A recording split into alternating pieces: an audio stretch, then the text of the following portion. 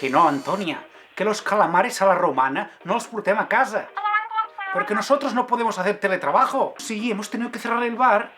Nena, ¿es que no te has enterado o qué? Que estamos de confinamiento, en cuarentena.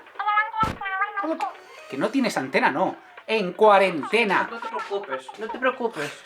Sí, ahora lo hablo yo con mi señor y bueno, y vemos qué se puede hacer. Un segundo, Antonia. ¿Qué pasa? Pues nada, que estaba hablando con estos de Justín, ya que el bar está cerrado, pues no sé, tendremos que sacar un poco todo el material que tenemos antes de que se pudra, ¿no?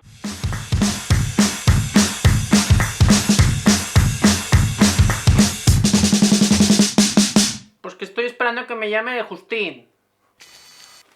Los del Just Eat, nen. Els del menjar. Just Eat. Que sí, Just Eat. Es que contigo necesito un manual, Charlie.